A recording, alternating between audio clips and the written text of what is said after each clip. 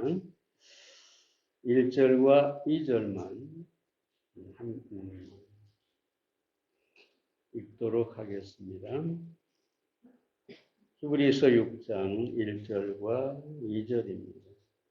그러므로 우리가 그리스도의 처벌을 버리고 죽은 행실을 회개함과 하나님께 대한 신앙과 침례들과 안수와 죽은 자의 부활과 영원한 심판에 관한 교훈의 틀을 다시 닦지 말고 완전한 데 나아갈지니라.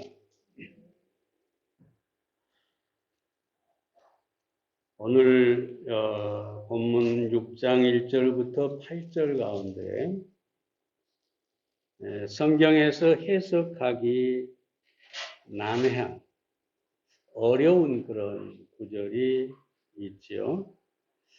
그래서 스테트먼이라는 사람이 그 학자가 말하기를 전체 성경에서는 아닐지라도 히브리서에서 가장 곤란한 문제를 안고 있는 구절, 오랫동안 논쟁의 원인이 되어온 구절이다라고 이야기를 했고요.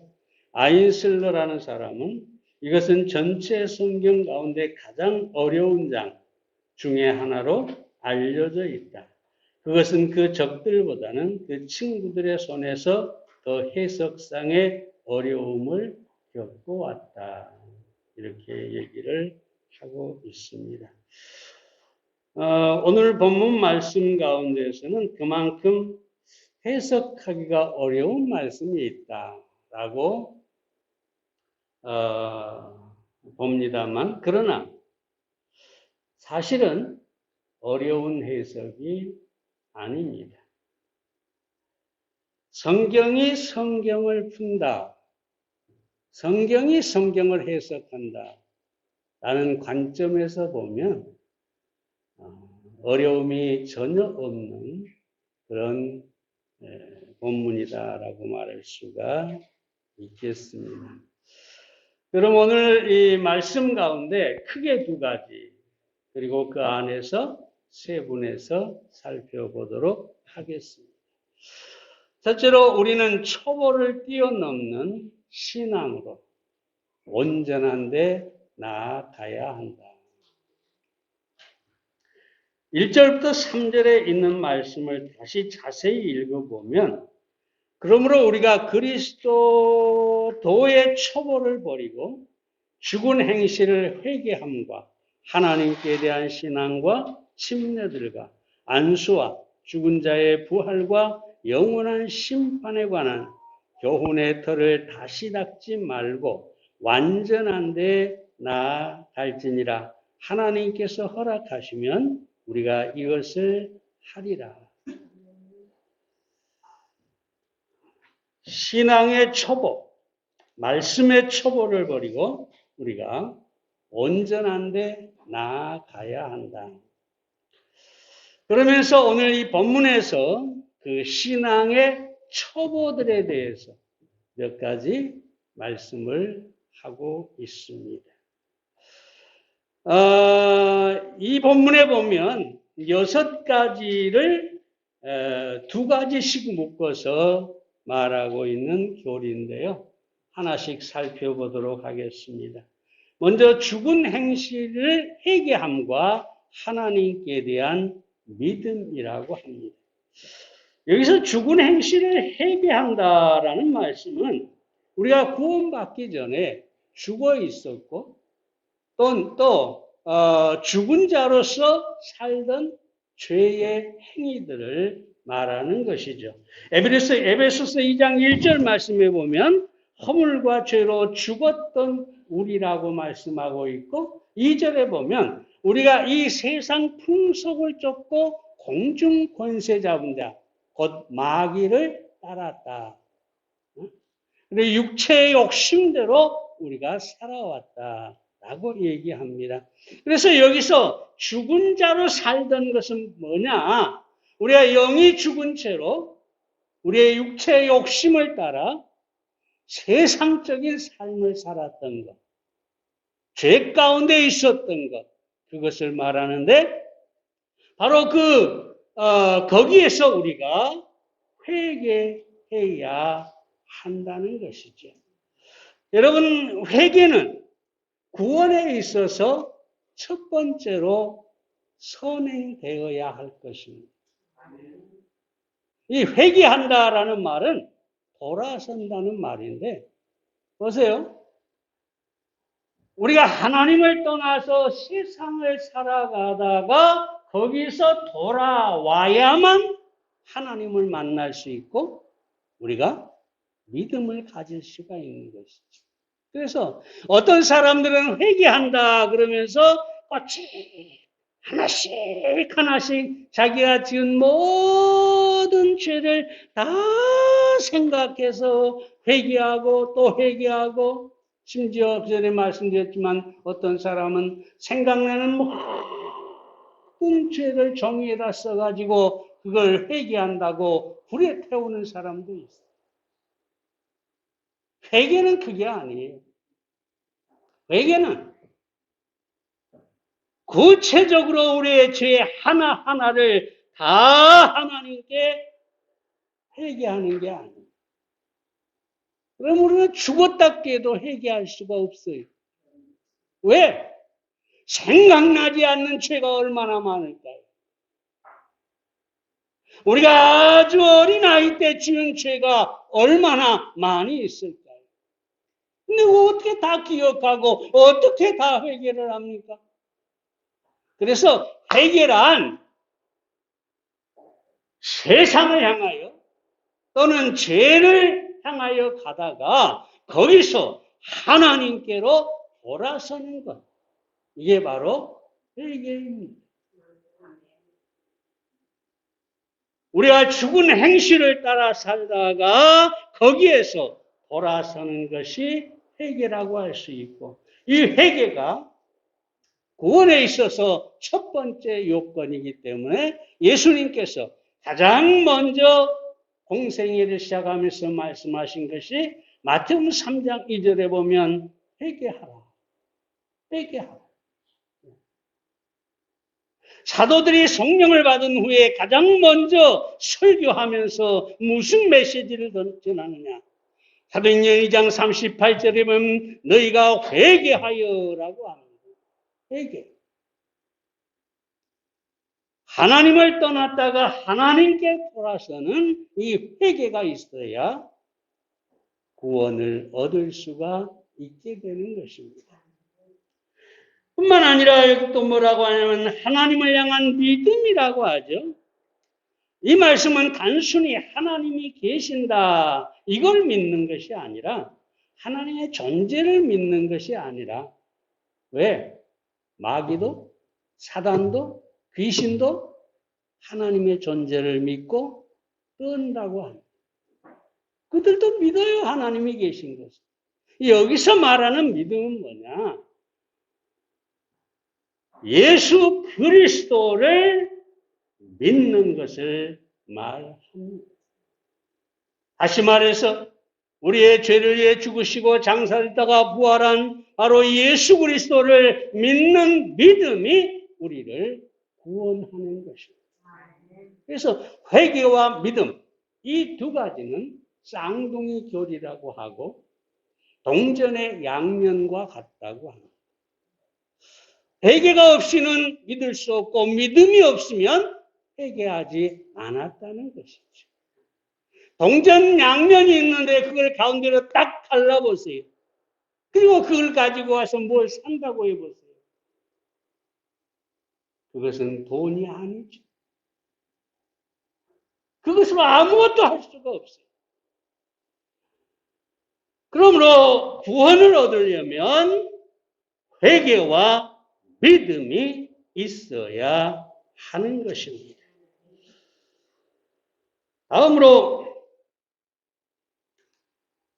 또 필요한 것이 여기 초보에 대해서 뭐라고 얘기합니까? 침례와 안수라고 합니다. 여기 근데 재밌는 사실은 침례를 복수로 말하고 있어요. 복수. 침례가 하나가 아니라는 거죠. 이건 무슨 의미일까요? 이 의미를 얘기하기 전에 잠깐 말씀을 드리면 성경에 이 침례가 세 가지가 있어요. 첫째는 침례, 요한의 침례입니다. 요한의 침례. 이것은 뭐냐면 구원과 상관이 없어요. 오직 회개의 침례라고 합니다.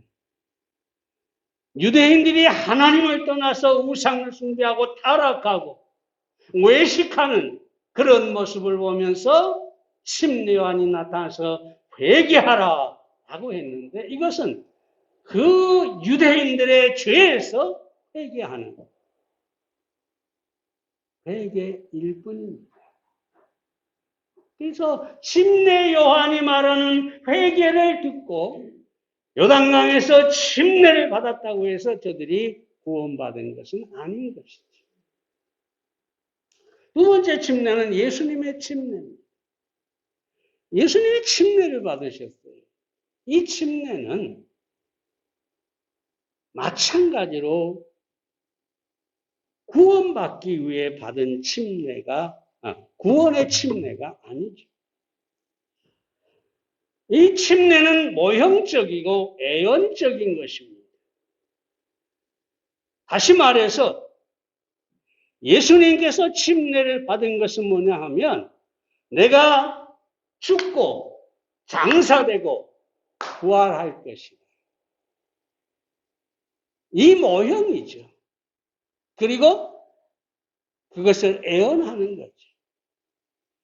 내가 이 물에 들어가는 것처럼 죽고 장사됐다가 3일 만에 부활할 것이다. 바로 이것이 예수님의 침례입니다. 아무쪼 믿는 자의 침례가 있죠. 이 믿는 자의 침례도 두 가지입니다. 하나는 성령에 의한 침례.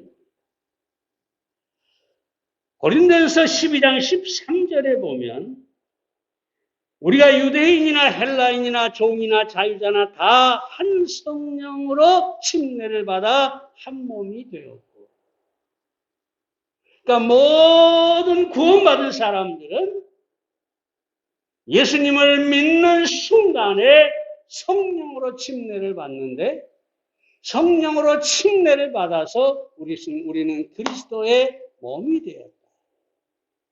로마서 6장에서는 이것을 연합이라고 합니다. 무슨 말입니까?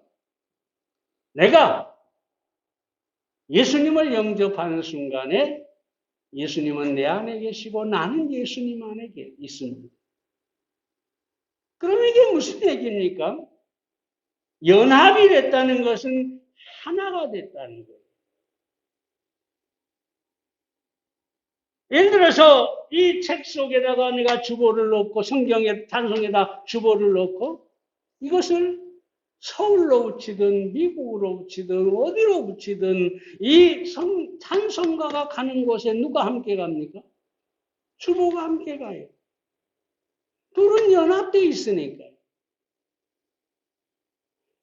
예수님과 내가 연합되어 있으니까 예수님을 믿는 순간에 나는 2000년 전에 예수님께서 십자가에서 죽으시고 장사되고 부활하신 거기에 내가 어떻게 됐을까요? 연합되어 있어요. 그래서 사도 바울이 내가 그리스도와 함께 십자가에 못 박혔나니 그런 것이죠. 예수님이 십자가에 돌아가신 지는 한참 전이고 그 후에 바울이 사도가 됐죠. 바울은 뭐라고 합니까? 내가 그리스도와 함께 십자가에 못 박혔나니. 내가 지금 여기서 살고 있지만 예수님이 돌아가실 때 십자가에 못 박힐 때 나도 예수님과 연합하여 죽었다. 그 말이죠.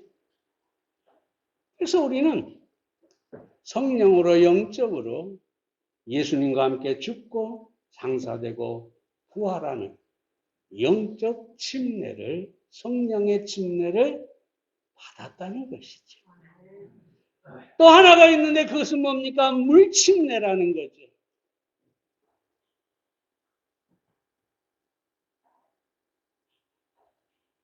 여러분, 이 세례는 성경적이 아니죠. 원래 이 밥티조라는 말은 잠기다, 가라앉다, 장사 지내다 그런 뜻이에요. 다시 말하면 우리가 물에서 침례를 받을 때 물 아래로 내려가는 순간에 나는 그리스도와 함께 죽고 물 안에 있을 때 나는 그리스도와 함께 장사되고 물에서 올라올 때 나는 그리스도와 함께 부활했다 라고 하는 것을 표현하는 내 안에 있는 신앙의 외적 표현이다. 그래서 베드로전서 3장에 보면 구원하는 표라고 그랬어요. 표. 우리의 죄를 씻거나 우리를 구원하는 게 아니에요. 물침례는 그냥 이미 내가 예수님과 함께 죽고 장사되고 부활한 것을 영적으로 이루어진 사실을 밖으로 표현하고 더더구나 이 초대교회 때는 이 침례를 받음으로 해서 자기 신앙을 고백하는 것이죠. 나는 예수 그리스도를 영접했다. 나는 예수님과 함께 죽고 예수님과 함께 장사되고 예수님과 함께 부활했다. 이것을 사람들에게 공적으로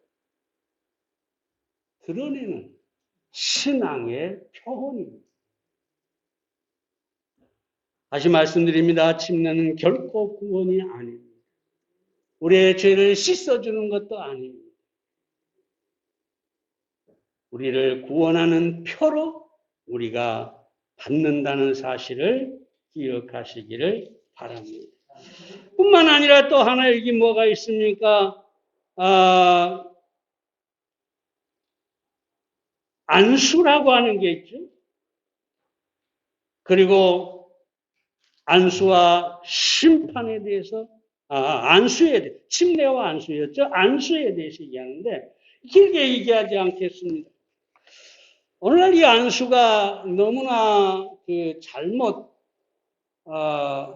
알고 잘못 행해지는 것입니다.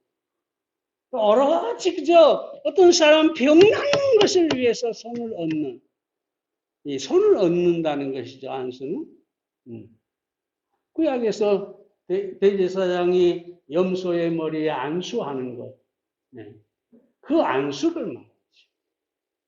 물론 신약에 와서 우리가 일꾼을 세우거나 성경에 보면 일꾼을 세우거나 아니면 또 어떤 사람을 축복하거나 또 어떤 병자를 낫게 하거나 이럴 때 주님이 안수했던 것을 보게 됩니다. 그러나 여러분이 알아야 할 사실은 예수님께서 손을 얹어 병을 낫게 한 것보다 말씀으로만 병 낫게 한 것이 훨씬 많다는 것이죠. 잘못 오해하고 있어요. 오늘날 수많은 사람이 마치 목사가 자기가 능력이 있어서 자기가 손만 얹으면 모든 병이 다 나을 것처럼 주장하는데 결코 아닙니다. 더더구나 어떤 사람에게 하나님께서 그런 능력을 주신다고 한 적도 없습니다. 사도들은 물론 안수해서 병을 고치기도 했습니다만 그건 사도의 특권이었습니다. 그리고 사도 시대가 지난 다음에 기도를 통해서 병을 나을 수도 있습니다만 여러분 오늘날 이상한 사람들이 안수해서 병 고친다. 결코 속지 마시기를 바랍니다. 끝으로 죽은 자의 부활과 영원한 심판이 있습니다. 죽은 자의 부활과 영원한 심판은 미래적인 것이죠. 믿는 자는 생명의 부활이 기다리고 있고 심판에 이르지 않게 됩니다. 이것이 우리의 소망이고 우리의 기쁨입니다. 여러분,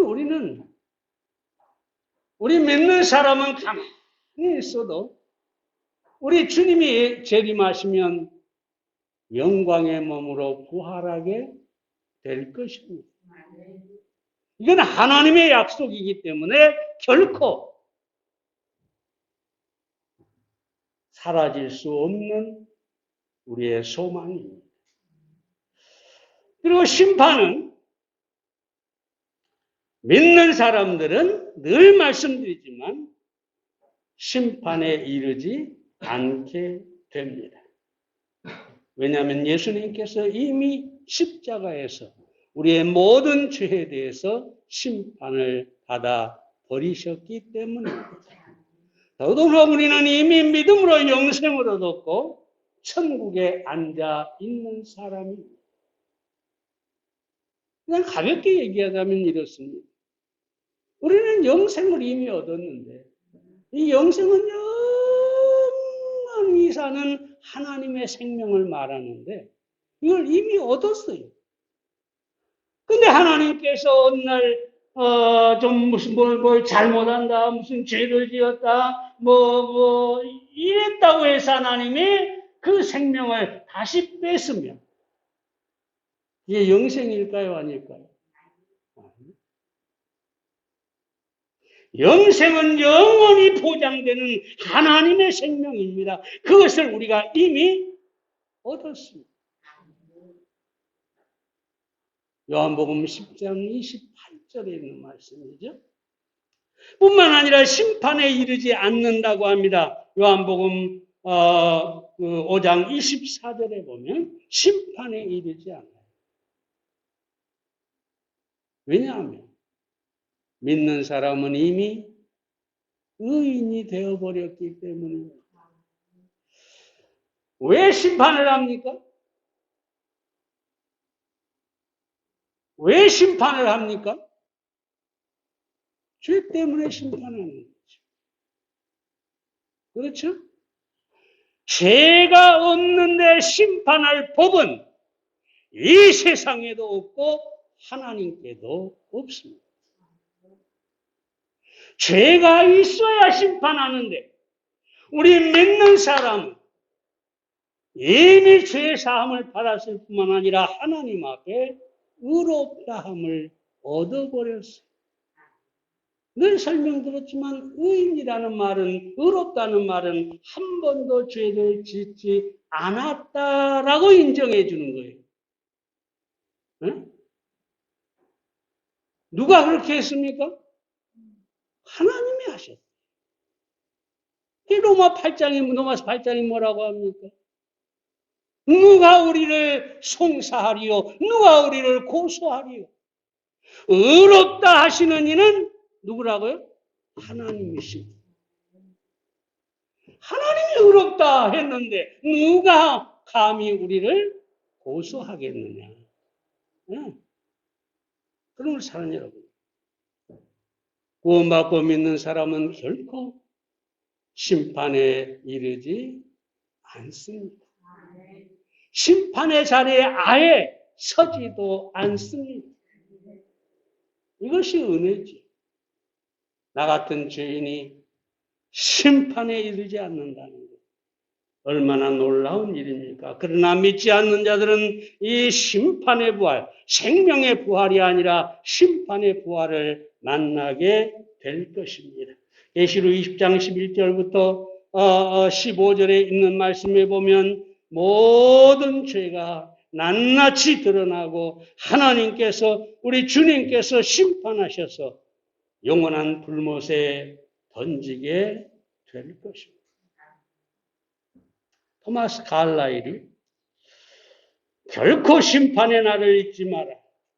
어리석은 자들은 악한 일에 대한 심판은 더디며 이 땅에는 위험만 있고 공의가 없다고 생각하나 심판은 반드시 오며 비록 하루나 이틀, 한 세기나 두 세기가 늦게 올지 모르나 인간에게 죽음이 있는 것처럼 분명히 심판이 있다. 그러므로 아직까지 예수 그리스도를 마음에 영접하지 않는 사람은 이 심판이 있다는 사실을 기억하시고 회개하고 예수 그리스도를 믿음으로 구원을 얻어야 할 것입니다. 여러분, 여기서 다시 돌아가서 말씀을 드립니다. 우리가 초보에서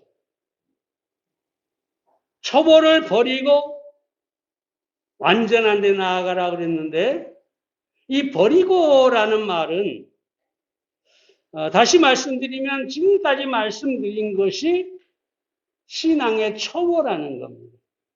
신앙의 초보.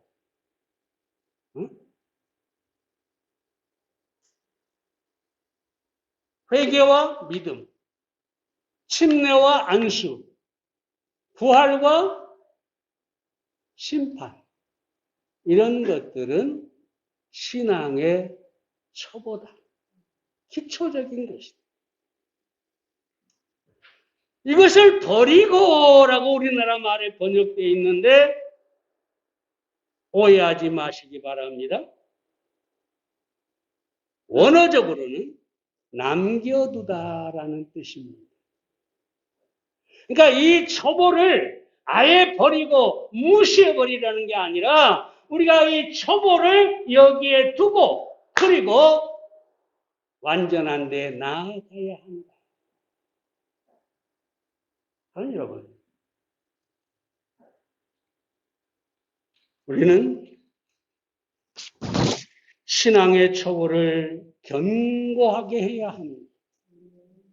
회개와 믿음, 침례와 안수, 우리가 부활과 심판, 이런 기초적인 신앙에 대해서 분명히 하고 확신을 가지고 있어야 합니다.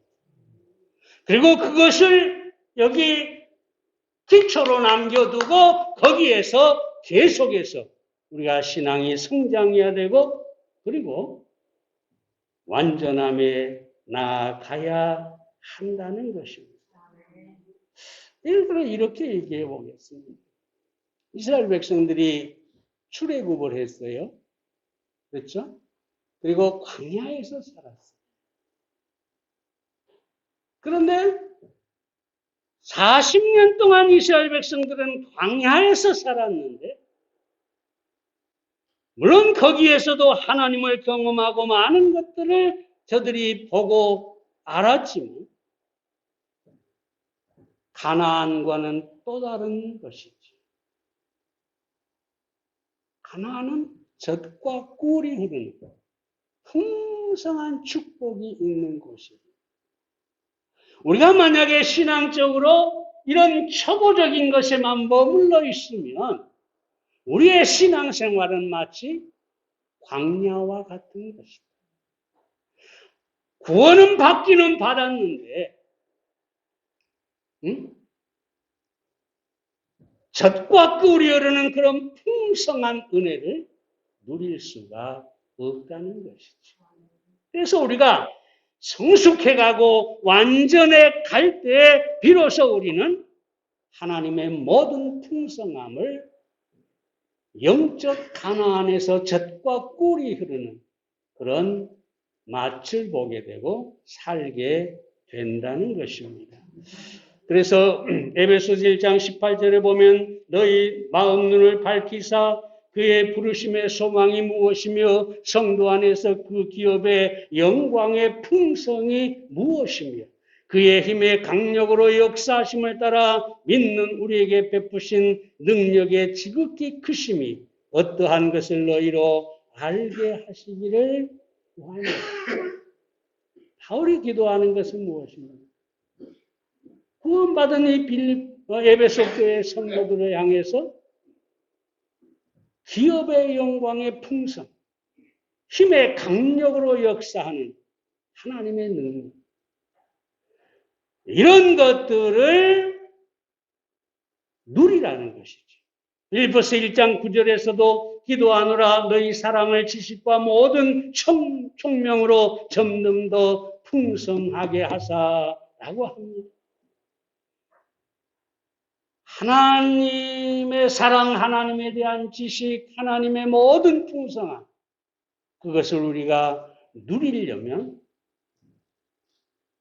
신앙적으로 초보에서 벗어나 완전한 대로 성숙해 가야 한다는 것입니다.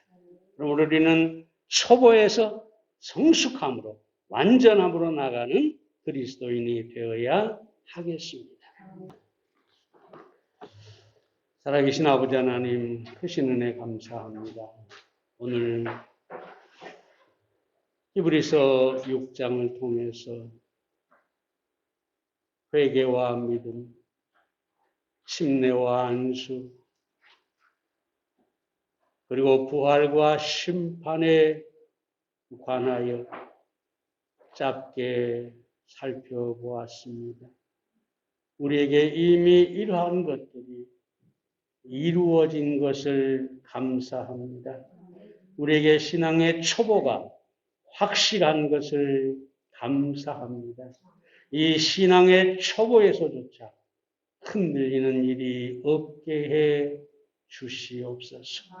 그리고 완전한 데 나아갈 수 있게 도와주시고, 다시 한번 감사드리는 것은 하나님 아버지 우리의 구원이 행위가 아니라 은혜이고, 우리 주님이 십자가에서 우리의 죄값을 단번에 영원히 지불하셨기 때문에 우리가 죄 사함과 구원을 얻게 된 것을 다시 한번 감사를 드립니다.